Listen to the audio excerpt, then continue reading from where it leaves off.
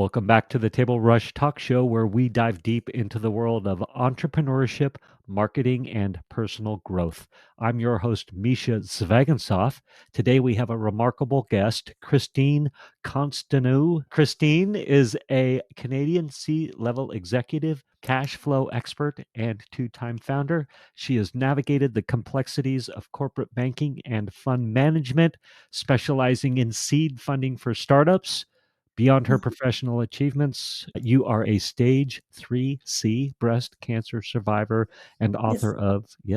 author of Cancer Sucks, a Yes. strategic. That kind of goes without saying. It sucks. Yes, it sucks. A strategic guide empowering entrepreneurs to overcome life altering challenges.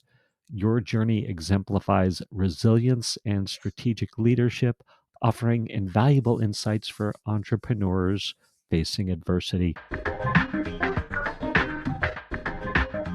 Christine, welcome to the show. Thank you so much. And thanks, Misha, to have me on your show. It's a great honor. So Yeah, this is going to be fun.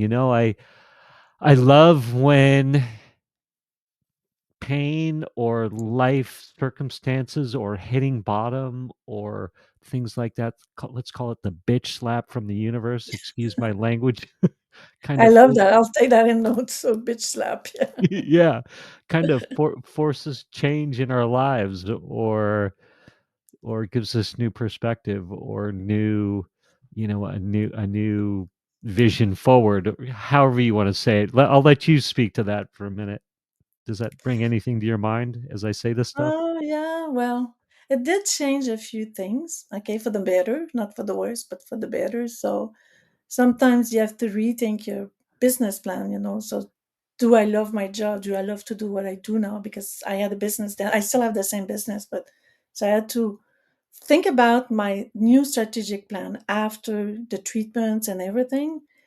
And it's a long journey. It's not something is, oh, I'm going to rewrite my business plan or pivot it. It's not like that. So you have to think.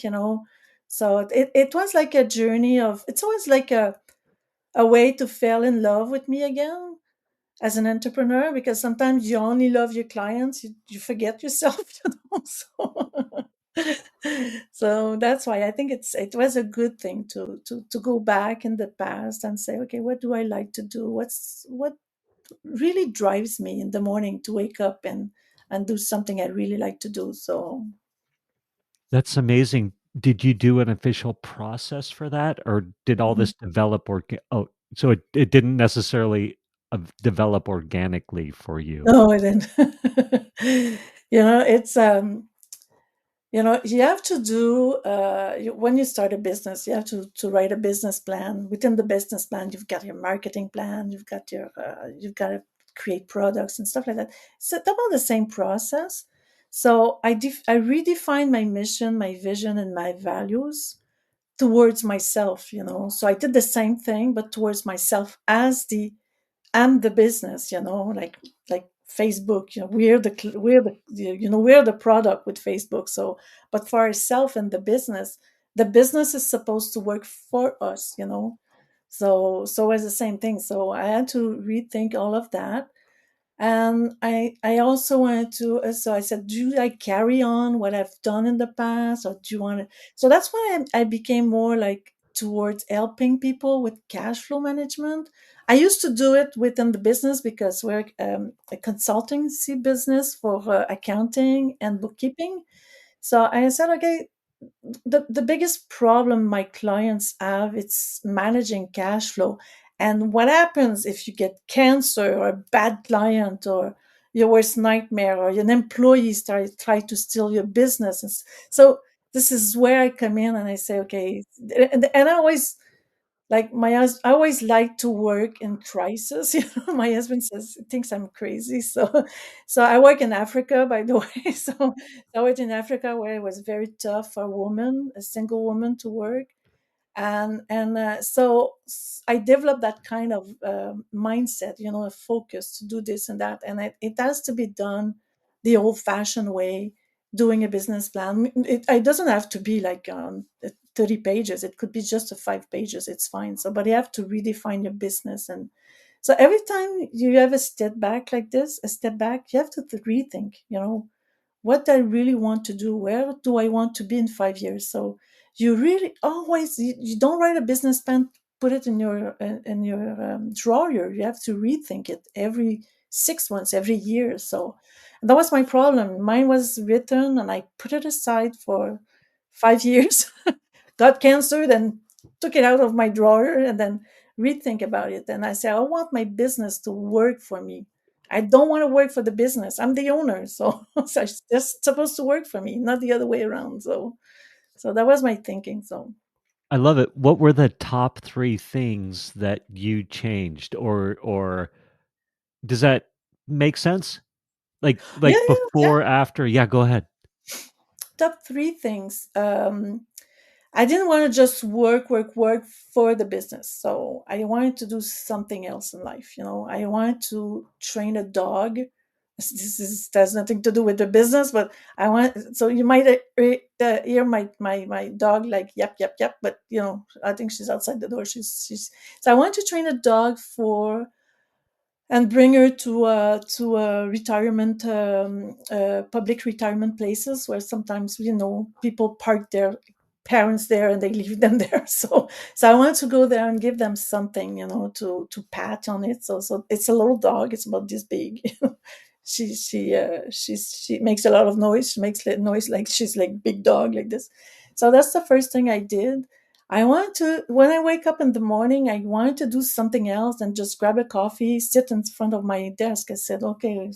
And I really always wanted to have a dog. So I'm training this dog to do that. That's the first thing. Second thing sorry, that was the second thing. The first thing I did is I look at all my client list. I say, okay, which client does really need my help? Okay. As my new business, because I pivoted my business plan. So what I did, I check marked the ones I wanted to keep, and I talked to them. I said, okay, I'm going to increase the prices, but I'm going to give you a plus value. Okay, not just bookkeeping. I'm going to give you something more. It's cash flow to follow your month end and everything. And I'm going to help you better understand your own business. So because there was a lack, so they were just paying us to do their bookkeeping, but they didn't understand their business. So we pivoted for more like an advisory service. We still do bookkeeping, but it was more like an advisory service. And the third thing we did is we wanted to change. I wanted to change my life as me and my husband we're both entrepreneurs, and we work like all the time and everything. I said to Martin, his name is Martin. So I said to Martin, we have to sit down at least once a week and try to find something we want to do together. Okay, not just work and not just have lunch and dinner. So we want to do something together, because during those 10 years of my startup, I completely, and my husband is very patient, by the way. So I completely forgot he was there. But there was a guy there. So it was my husband. So sometimes when you start a business, you're so much stuck, into the old grind things, the old way to do things. And so I said, this has to stop. So I need to have a better life, more than just a business. So now my husband works with me, so that was a plus. So he works with me. Actually, he works for me, but I always say he works with me. And so every Sunday and every Saturday we decide in the afternoon, so what are we going to do the next week. So we plan something. Before that we didn't plan anything, because my husband is a very good cyclist. So I would just, even if there's snow, he's gonna take his bike out and he's gonna go in the snow with his bike. So I mean, I don't do that. So he spent a lot of time there. I said, well, okay, what else do we have in common? So we have a lot of trips and stuff. And I said, no, no, no, no, things we can do like during the week, not every 4 or 3 months. So that If was we it. get So around to it, if we get around to it, right? Like, yeah, yeah, exactly. yeah, So we yeah. decided to really put that thing in the agenda and then do it, and cooking together, and then discover things together, discover the city. So yeah, it has to mean something. So that's what we do. We do silly things. So at one point I found just give you an example. I found a bar where they accept dogs. So we went to the bar with the dog. So Silly, but we had fun. So we invited a few people to come and have a drink with us and have a beer with us. So these are little things like that. So to discover things. And then just give you an example, I said to my husband, I wanted to walk up the CN Tower. You can walk on the edge there. It's very high. You have no idea. And I did it. So I said, well, let's go and do it. He said, well, you're scared of heights. I said, I know, but I want to do it. So we did that also. So we do crazy things like that. So That's awesome. I think a lot of times too, we lose track of it's really the simple things that can bring so much joy. It's like, hey, exactly. Exactly. yeah, and let's go to the bar with some friends and the dog. Find a bar that takes the dog. Yeah. Have some fun versus needing that big vacation or this or that or Yeah. the other. I love that too. Love the perspective, Christine, of trying to find that common ground with your husband. Like, hey, Yeah, he's a team member. He was there for me when I had cancer. He's part of the team. It's part of the treatments and everything. So I said, we have to do things together. So like on Saturdays, not on Sundays, I cook for fun. I cook silly things, and he does videos of that.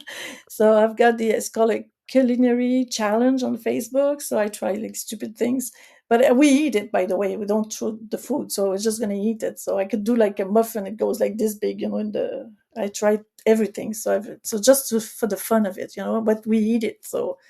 And sometimes the experience is not that good, but he's the video camera guy, and I'm just cooking experimental. By So the it's way, just silly things like that. So yeah, anybody listening and not watching, the dog and the muffin were the same size. yeah, exactly. They were the same size, so they was puffing up outside the oven. So Amazing. um, I wanted to say, take me back to the building. What did you call the building that you walked on the it's edge called of? the CN Tower. The It's CN Tower. 66. I think it's 66 floors height. So I walk on the edge there. And You can visit the whole city. It's wow. fantastic, but you cannot be scared of heights, which I am. I'm very scared of heights. So and Did then so they put me in front. So everybody was at the back. So there's only like eight maximum. I think it's maximum of 8 people on the platform. So they put me in front because they knew I was scared. So they had not pushed me outside, but I said to myself, if I get stuck at the door there, nobody's coming out and it's my fault. So I pulled, but there was like a big cable. I just pulled the cable to make sure I push myself on the platform. And I go like, oh my God. I was like, oh boy, where am I? And I walk to the edge. So, and there's a fence there, not a fence, but like there's a body guard there. So there's a guard there, a guardrail. So you're not gonna fail. But at one point, you have to put your toes on. You have to step on your toes and then let yourself go, because you're hanging by something in the they back. strap you in, right? They strap Yeah, you they in. strap you in, and then you have to let it go. So I did that. So that was Yeah. kind of Yeah, it's like a crazy. carabiner. Yeah, they have a carabiner with like a Exactly. cord, like a strap, a tension cord, so you are literally hanging off the side of the building, So I right? did both. I did backward and forward. So forward was kind of scary because you have to let go of everything. So Was Martin with you, your husband? oh yeah, he was just behind me. He kept saying, "You have to move. People are waiting to go." So some people were very excited. I was not. So it was my idea. So What have I got so I, myself into? What have I got myself into? Hey, so really quick, anybody watching, listening that is being charmed by Christine, and I'm saying it's Christine, right? it's Or Christian, but we call me Christian. Christine or Chris is fine. So Okay, Chris. Let's go with Chris. I'll try to remember Chris. You can go to the number six, dt.ca and dive in on what Chris does with QuickBooks and cash flow yeah, management exactly, and things like that. And then also I like how you were inspired to go, hey, I can I can advise you and help. I can layer on advisory services with my experience and really give back and serve at a higher level. Maybe it sounds like that's what you were inspired exactly. to do. Yeah. Yeah. because we were like we're providing a good service, okay, but we could have done more. So that's what I did. I'm doing a bit more. So before we just deliver the statements and everything, so now we just go a bit more. Okay, watch this, watch that. And then so we light some lights, so open some lights. So I said, okay, watch this, what's that? Do you need financing, for example? And I introduce them to bankers and stuff like that. So that's what I do. So sometimes it's better. So if you expense too much like short-term money, so when you have a long-term project, sometimes it's just better to finance a long-term project, not use your short-term cash to do it. So you finance it, and then you've got it, and then we try to manage the money towards, okay, if the need is cash flow, if the need is long term, then we have to find financing, so, or investment. So it could be both. So it could be a mix also. So we always try to find the best mix for the client. So, and this is all part of the business. Before, I would charge a lot of money to do that. I would charge like 25% on top of the, let's say they had 100,000, I would charge 25%. Now I don't charge anything. I just include it in the package. So, So and base. Let's say that again. people are very happy. They don't have to pay effect. You Yeah. don't let the money on the table. It's So like like, free. yeah, it's like more like a more like a fractional CFO. Oh, Should okay. call it like that, the fractional Yeah. CFO.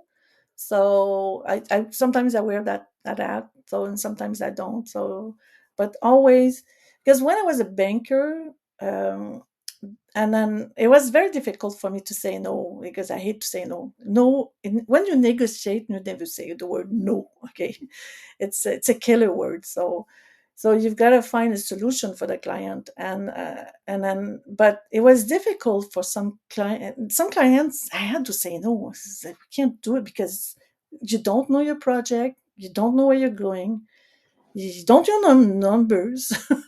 So if you don't know your numbers, how can I trust you with like the money I'm going to lend you?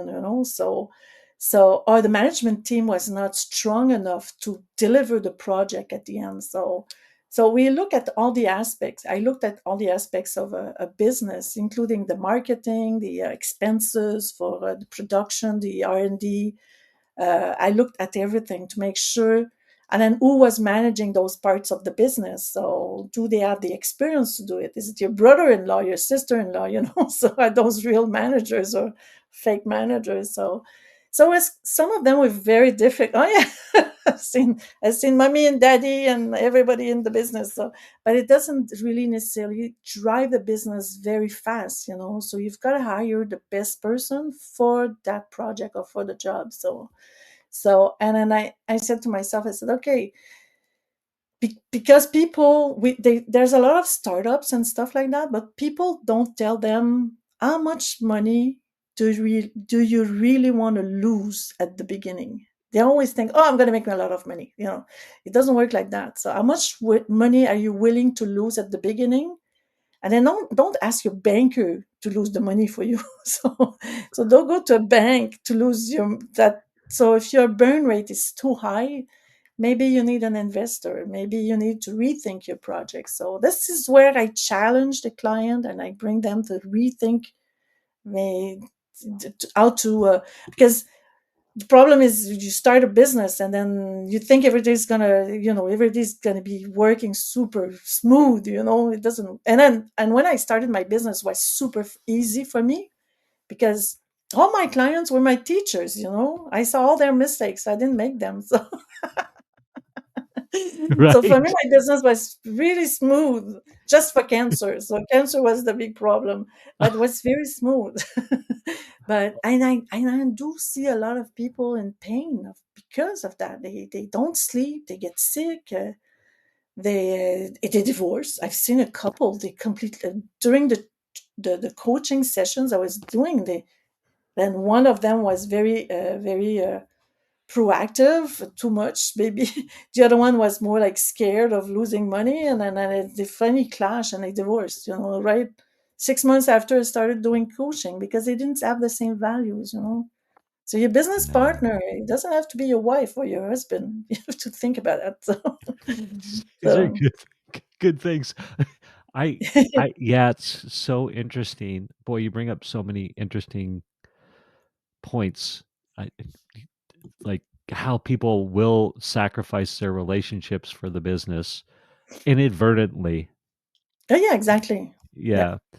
Um, I I like the idea too of how much money do you want to lose, because the reality of starting a business is I don't know the percentages off the top of my head, but I believe I'm if I'm thinking correctly, it's very few succeed ultimately. So really, instead of living through the pipe dream or the starry-eyed vision, which is great to have, but really going, okay, this is how much I'm willing to lose, and this is when I pull the plug or pivot or make a serious change or something like that. And then, are you really willing to lose the money? I like that idea. Don't go to the bank to get the money that you're going to lose. I think For them. yeah, for them, because I think people lose track of that. They're like, "Oh yeah, I'm going to do this risky proposition. The bank should just believe in my vision and give me the money to lose." It's like, no, the bank is not in the business to give you money to lose.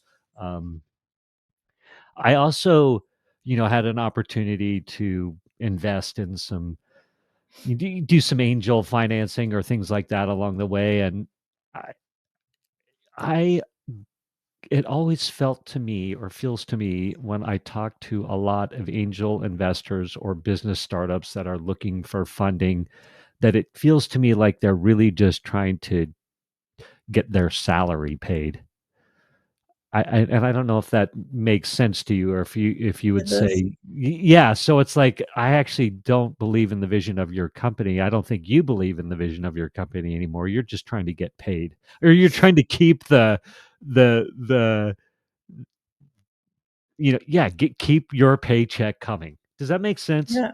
Yeah. Or do you see There's that? and there's also like there's always there's about five types of business owners. So some of them, they really want to do a business because they really want to be recognized by their community.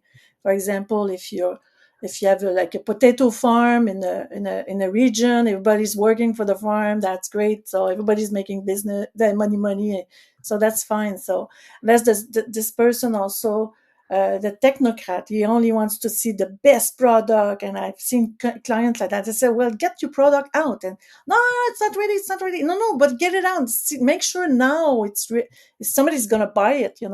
And then I said, at least give it to students in university so they can test it. So those are the technocrats.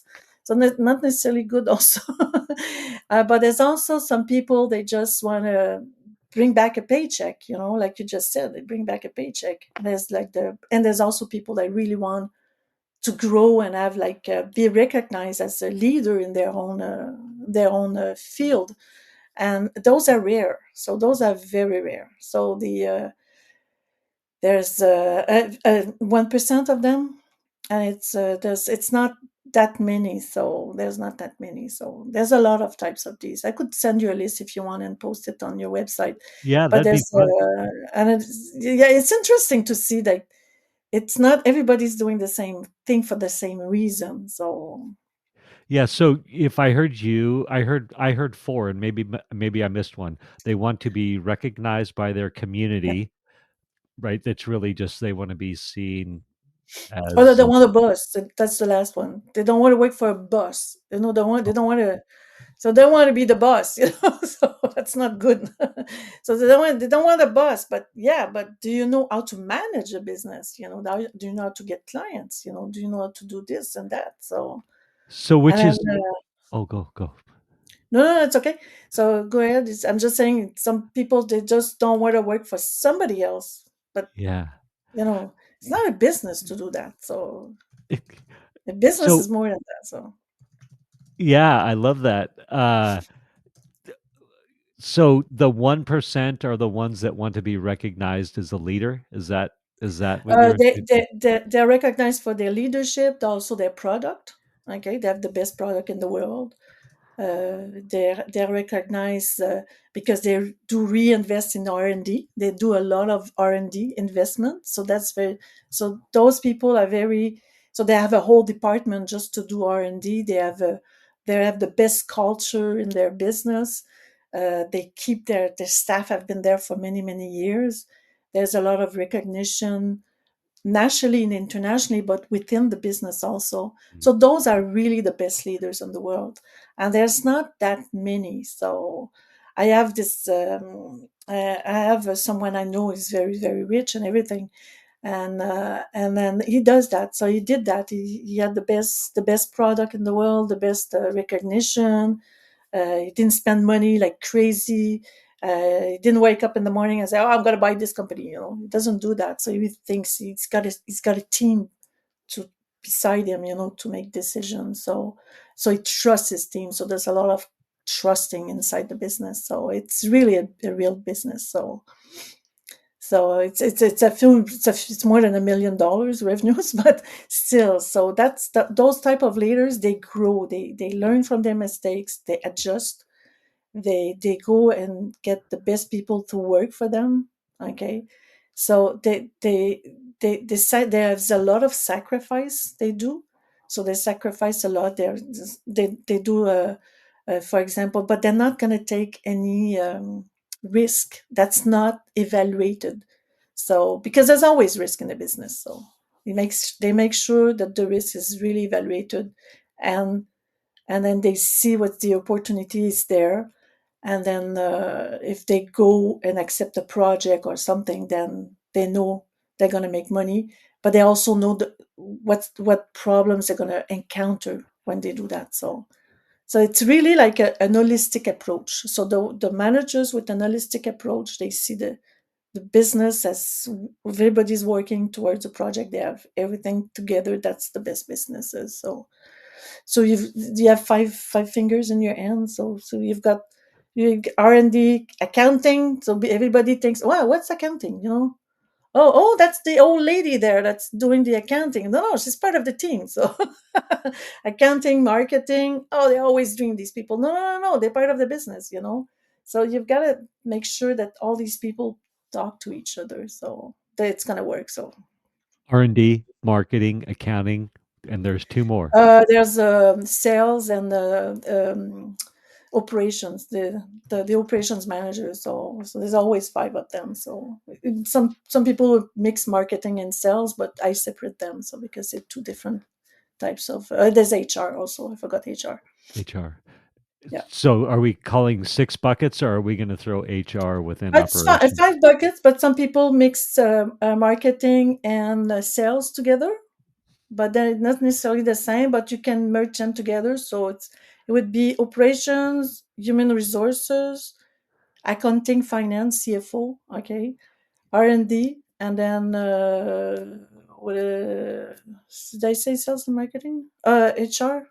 Is it HR? Let me check. R&D. So we have R&D, accounting, marketing and sales, operations, HR. 1, 2, 3, 4, 5. Yeah. Yeah, HR will be that's the first one. So HR, R&D, accounting, marketing, and sales and operations. So those are the five. So Yeah, good, those good. are the minimum you have to have. I So, love and it. when you're alone, when you work alone in your business, all those departments, they're in your head. So, I do so know. what you do? So, do you want to be your best in your business? So you go and get a mentor. So, and you get a mentor in marketing. You get a mentorship in marketing, one in HR. So you can gather yourself a big team, and it's not going to cost you a lot, zero. So you're gonna not consultant, really mentor. They're going to give you time for free. So you outsource these people for free as a mentorship program. So if you don't have the capacity to integrate the real staff, so So talk to me about that. How I go, great. I'm a one-man show. I want to find these mentors. How do I go about finding the mentors, and what's the value proposition I'm giving to them? um, you have to there's every in Canada and the United States it's the same. So in Canada we have like in our province there's a mentorship program. There's mentorships for everything: mentorship for women, mentorship for this, mentorship for that. So you've got to focus on what's the urgent thing to do. Okay, I remember I was approached. It was strange, but I was approached to be a mentor for a business owner. And she wanted me for marketing. I said, I don't do marketing. So, and she said, no, no, no, I want you to come because I have sales problems. So I said, well, I don't do sales. And she says, no, no, no, but you're a finance person. So you're going to help me with the finance, the sales, and the marketing. I said, okay, I got you. So, so I went in. So within 5 minutes, I knew all the problems. Okay, because a mentor is just supposed to catch a few things very, very quickly. So I said, okay, you've got a problem there and there. So we did fix a few problems way at the beginning, very fast. She had too much inventory, so I said, "You got to sell all your money's on shelves, you know." So have you sold that in 12 months? She says, "No." Okay, well, let's make a big sell of that. So that's a mentor. He's going to challenge a person, and then he's going to say, okay, is your pricing okay? Are you in the right sector? Do you want to do so they're going to challenge you. So like Misha comes to me and say, Christian, I have a problem with marketing. I have to have a background in marketing. Well, I didn't have one for that lady, but she was smart, so she knew what she wanted. She wanted a finance person, so to tell the marketing guy and the sales guy, so listen to her. She's got some ideas. But so let's say you come to see me with a finance problem. So you've got to be open. You've got to tell everything. You cannot just hold on a few information. A mentor is there to help you. So you speak to them. He's not a coach, okay? He's going to challenge you. He's going to help you find your way to do better in your business. He's going to not tell you what to do, but he's going to make you challenge. Okay, you challenge yourself, and then after that you go back to your business. You do your stuff. You meet this person at least. Good mentorship program would be, for me, it would be 2 years, so minimum 2 years. And once you're up, and then you can see your mentor once every 6 months, every month after that. So it's once a month. Usually it's once a month, and then everybody pays their own breakfast or whatever. So, and then so that's a mentorship program. But if a mentor wants to invest in your business, that's not a mentorship. That's coach. That's a consultant. So stay away from those. I'm a consultant, so don't stay away from those. But a very good mentor is the person that's going to tell you the real thing, and you have to tell them everything. That's important. Don't hold back. Don't hold So back. if I'm hearing you correctly, you were in a mentorship program available as a mentor within that program. Someone came into that program, found you, and under the guise of marketing said, I need you. and and you made yourself available to them. Exactly. So you've got a profile on the website. I'm not a mentor anymore because I like that's a few things I've changes after I had cancer. When I had cancer, I had to cancel everything, so I had to cancel my mentorship programs. Uh, but still, there's a lot of good mentors and everything that can really help. I think it's an American Association of Mentorship. So you've got to go and look up in each states or province has their own program. And usually, if you get funding from SBA, for example, that's in the States, I think there's a mentorship program attached to that. So, or you can ask them, okay, you loan me money, can I have a mentor to help me manage this money better?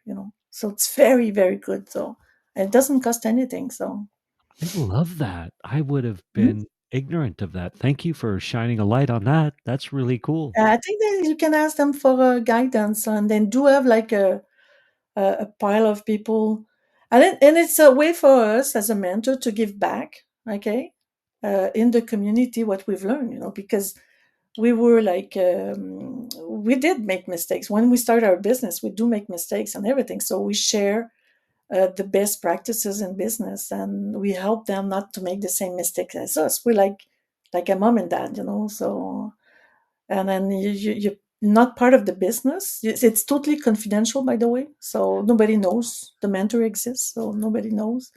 So and everybody helped. It really helped them. So all the mentors, the it's called a diad. Is it a mentory in English? I think.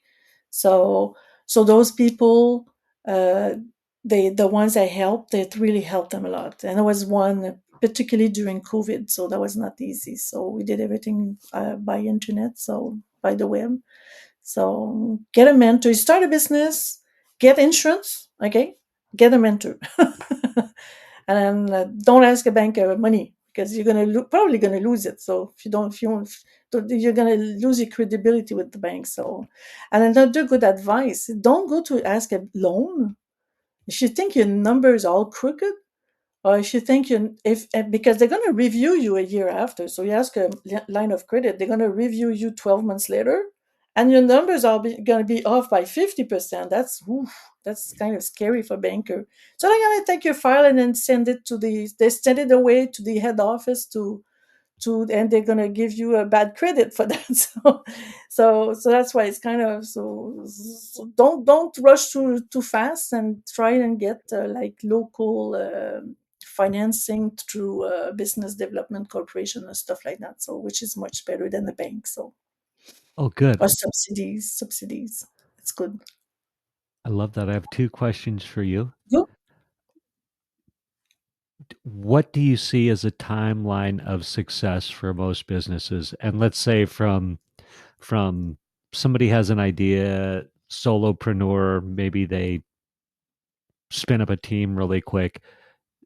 Is it 5 years of struggle and then taking off, or 1 year, or it depends, or is there a Depends on the consistent theme? sector. Yeah, Okay. it is there's a line, when you go under the line, it's called the Valley of the Dead, the dead people. So when you go in the Valley of the Dead, you could be stuck there for 3 years. So you could be good for two, and then go down in the valley, and then come out as a star. Let's say it would be about 5 to 7 years. So, but if you don't make the profit, it's going to define you if you are a startup or not. If you don't make money, okay, on paper, good money. I mean, like you don't have bad debts or anything. So if you don't make money, so the more if you have profit on paper, so technically you're not a startup anymore. So technically you're a business. So that for me that's the difference. If you don't make money, if you lose money, you're gonna lose money for like 5 years. So you're still in the valley of the dead. So you're not profitable. So you need at least 2 3 years of profitability before you can say you're not a startup anymore. So a startup is not the size of people, it's not the employees, it's not the revenues. For me, it's more like, do you make profit? Have you been making profit for 3 years? The answer is yes, then you're not a startup, you're a business. So Thank you but for you have to that. make good money. So don't create false accounts receivable because you're Don't. gonna have to. So that's not good. So Oh my god. profit is What you what's that? and there's a book, by the way. It's an excellent book. It's called Profit First. Okay. It's available on Amazon. It's someone I've read the book and everything. It's excellent book. So Profit First is one of the best book I've seen. And profit is, you don't want to be a startup, like stick to make sure you have profit, and don't It, spend your profit the next month. Let's say you make $20,000 profit one month, don't go and spend $20,000 more money the month after that, because you're not gonna, at the end of the day, you're not gonna, at the end of the month, you're not gonna have a profit. So is it profit has to be steady. So okay? Is it Mike Galowitz? oh yes, that's the guy. Yeah, he's pretty good. He's pretty Okay. good. I love it. I'm gonna get it. I'm gonna Oh get it. yeah, it's extraordinary book. It's a simple way how to manage your cash, and there's remember I said to you, there's the people they want to be recognized in their business owner in their own in the potato farm there. But let's say he's losing money, he's gonna go bankrupt. So everybody's gonna lose their job. So So even if you're going to be recognized as a good leader for few years, and after that, well, we lost our job because of you. You didn't manage your money correctly. So so it's two distinct things you have to think about. So profit has to come first. So no profit, it's not a business. So I it's called love a that. not for profit. A not for profit, you don't make money. Some- Sometimes it's so simple. Mm. For profit, not for profit. So not for profit, you're never gonna make money. So have you ever seen like a theater, local theater make money? They always survive because of subsidies and stuff like that. Yeah. Those are not for profit. So Yeah. I mean, like a little like kids theater or something like that, not Yeah. the Yeah. cinema or stuff like that. So Yeah. those are not for profit. There's subsidies for those. Okay. Do you have a favorite current success story? Well, let's start here. I want to know about a favorite current customer story. Like, where were they before they met you? How'd they meet you? And then tell me about the transformation or where they are now. Yeah, go There's ahead. one I can talk about. I can't give her a name, but she did give me the okay to talk about her. Well, she came to me about 10 years ago. Yeah, 8 years ago, and she was like depressed. She had depression, and she was struggling money wise. She didn't have a lot of money for her rent. She was like not having enough money to buy or to sometimes not even to buy proper food. So she really was struggling. So really was struggling. And then she came to me and she said, Christiane, I want to change my life. I'm tired of that type of life. I believe in myself. And then she was very well known, by the way. She was a very well known person in my province. So she had everything for her, everything. She had the personality, she had the karma, but shit, she did not know how to manage her money. And then I said, okay, the first thing we're going to do, first, you're going to accept everything. I'm going to not tell you what to do, but accept changes. That's the first thing. So accept the change, that you're going to change the way you see the money.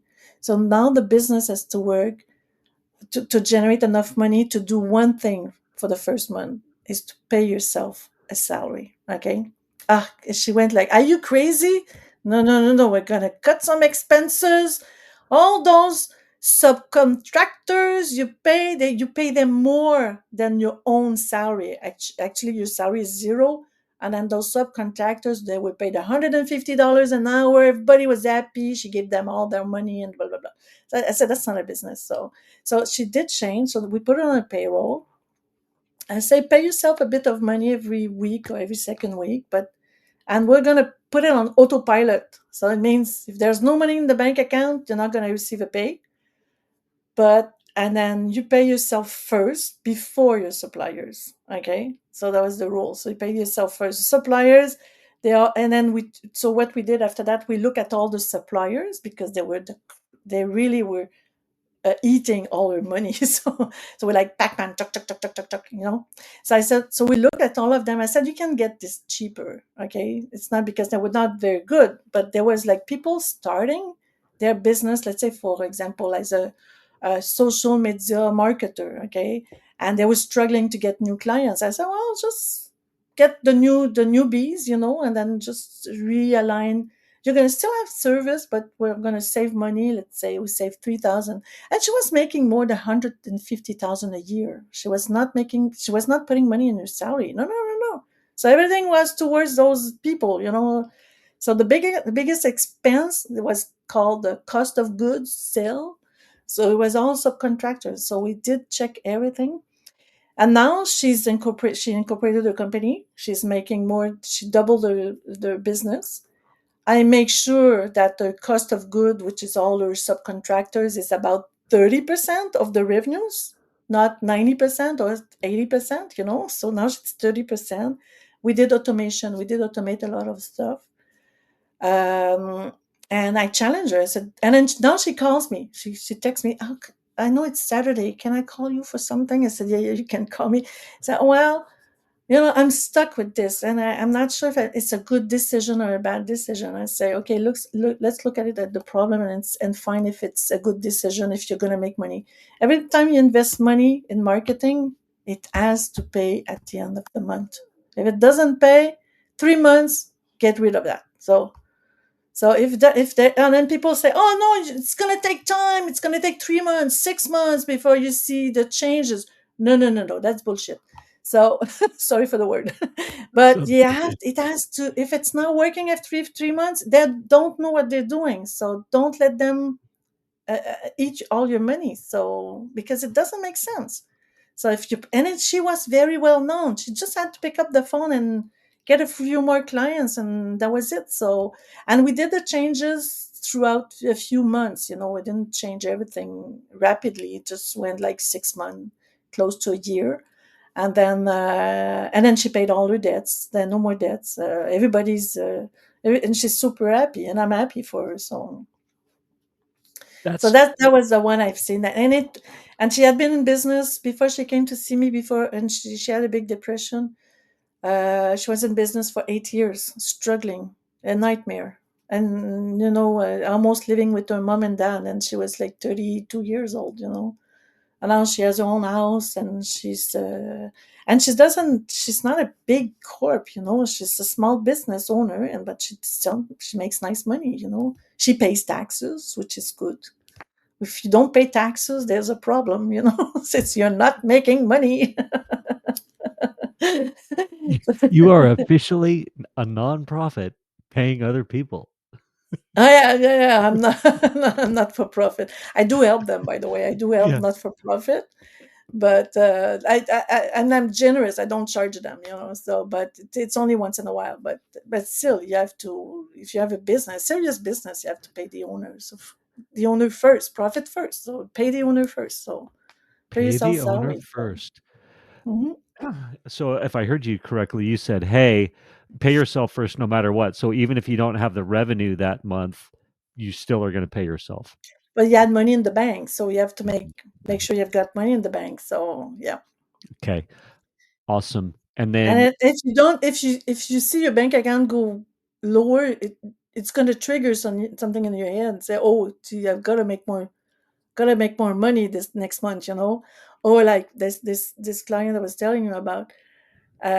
Now she knows during summer she's got a like she takes vacation now because she didn't take vacation before. Now she takes vacation. She knows she's gonna have a dip there, so which is fine. So, but she's prepared for that. She puts money aside for the first few months, go on vacation, and then she's got money in the bank account to do it. So, amazing. Depression's gone and now it sounds like, if I hear you correctly, she's thriving, like happy oh, about she her is life. thriving. Oh yeah, she's one of my best clients. I've completely I trust her. She's very very. I would say that she learned a lot, and she knows that it's not. I think she understands it's not easy to be a business owner, but you cannot make all the decision by yourself. So you need somebody outside your business, like me, or it could be a coach, or it could be a mentor. In her case, it's me. And but you could reach out to a mentor to help you. The difference with the mentor is not recommending you things. It's going to challenge you to rethink. For me, and I don't challenge. I say, okay, we're going to do this like that. So that's the difference. I'm the consultant, so I bring my knowledge for that. So It's good. I like how you said she was well known. So pick up the phone and get a couple clients. yeah, It's amazing. She probably was and like, I "Oh get my rid of God, those subcontractors when they were too expensive. So bam, bam. Two big and changes." as a consultant, also we see all everybody's. I say that we see all everybody's failure or success, So for us, when you're consultant, that's the beauty of being a consultant because you see all the failures and you know what's not working or not. So, and there's types of business I don't help because I don't know the economy behind. I don't know the economics behind the business. But if I know the economics, I can really help them. So every consultant is there to help you. And a consultant and it's important to say, consultant, it's not someone that's going to think for 3 months, That's not a consultant. You're not going to pay someone to think. So a real good consultant is going to sit down in your business an hour. Is supposed to a superstar is supposed to know your, so where are the problems and everything within, I would say, 3 hours max. So me, it's an hour because I'm smart, but but let's say, but it's not supposed to take 3 months. So I've seen people, my God, wake up. There were people that would go into my clients. They were sitting just beside me and said, "Oh my God, they're here for 3 months, 6 months, and we're still not gonna have a solution." Get rid of those. They're not the best. So find another one that's going to be faster. So time time is important as a business owner. You cannot spend your money on something that's going to not generate cash. So I guys, I go. love it. The pragmatic approach, I or the yeah. I think so. Two things. One, if I heard you correctly, or you would consider yourself a consultant with the services that you provide. Yeah, Yeah, yeah, I'm a amazing. consultant. Yeah, and then two, you can dig in to somebody's business if you're familiar with the economics of that Yeah, exactly. industry, So, or that niche or whatever. Yeah, you can dig in and you can have actionable answers in an hour. oh yeah, within an hour. I've seen some statements at one point. I said, "Oh my God!" I said, "Somebody's is taking the money out of the petty cash, because there was a lot of petty cash, because once you close the business at the end of the day, you put money in the petty cash. So there was like kind of that's the first thing I saw. I said, my God, it's not even the operation, because the operation was fine. Problem was in the petty cash. So I said, there's something wrong with your petty cash, and actually, the owner find out what it was. I can still talk about it, because she told me I saved her business and her marriage, because her husband took the money. He had some, I don't know if what's the kind of problem, but he took the money. So he was kind of woof. She didn't have money to pay vendors and stuff like that, because he was taking money out of the bit cash, a lot of money. So did she Uh, say, "Hey, husband, you're taking money out, stop"? And he said, "Okay," or did she like go, "I'm She getting a said, "Can I divorce"? see the bank deposits you make at the bank?" Because he was the one putting the money at the deposits. She said, "Can you give me the bank deposit? Because I don't see where the money is in the bank." So, but I saw that right away. So, oof, because in numbers, I mean, you can't lie to numbers. Yeah. You've got debits and credits. At one point, if you try to do something in your numbers, it's going to pop up somewhere else. It's impossible. It doesn't balance at the end of the day. So the money is out or somewhere or something. So I've seen a few of those. So an expert is like that. It's going to see quickly. It's say, okay, we got this problem to fix, and then and you've got to be prepared to help the client fast, okay, and not just think of like, oh, I'm gonna make 3 months of revenues, so think and think strategies. No, no, no. A consultant is not a strategist. Okay, a consultant is someone that goes in and then fix the problem, negotiate the contract, they fix it. They don't think too long. So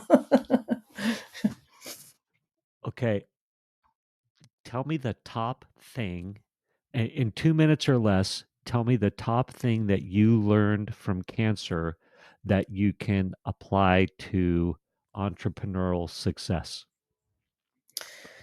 time. So we always underestimate time. So you have to plan everything. So you've got to plan the worst case scenario. So when you do, so because if you have money in your bank account, it could be dry, within a few months. So you've got to plan, and time is, so you've got to, when you do your planning, you don't do a business plan based on one column. You got to spread it on 12 months. So more spreading, the better it is. So we got to, like, cash flow for us. We don't do analysis more than 6 to 8 weeks, because we're in crisis. It's not, you cannot foreseen in more than 6 weeks and even 6 months. But when you do a business plan, you've got to apply more time into your project. So that, for example, if you start your project now, like what I did when I started my business, I decided to send Christmas cards to a lot of people I knew, and I said, okay, I'm going to be in business as a consultant to help people and blah blah blah.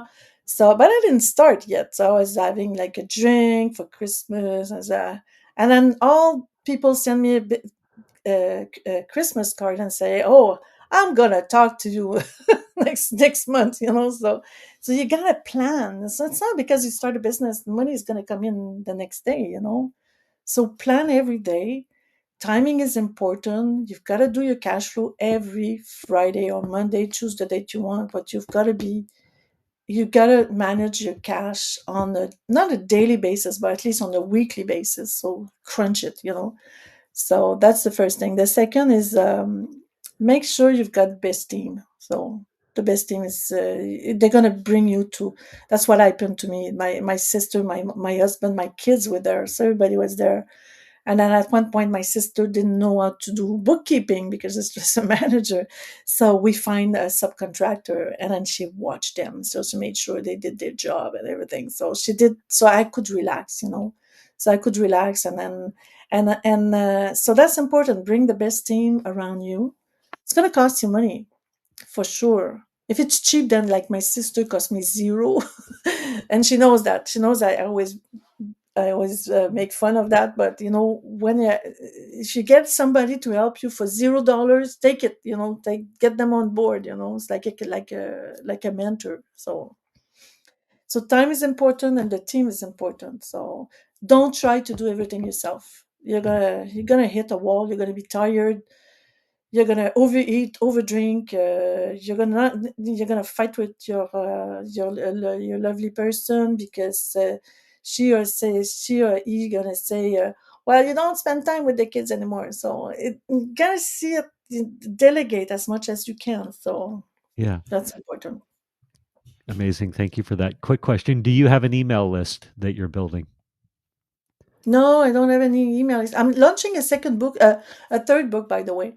And then quickly, the third book is about health. No, it's about health, wellness, and entrepreneurship. So if you can help me build, and then it's going to be available on Amazon, I think in March.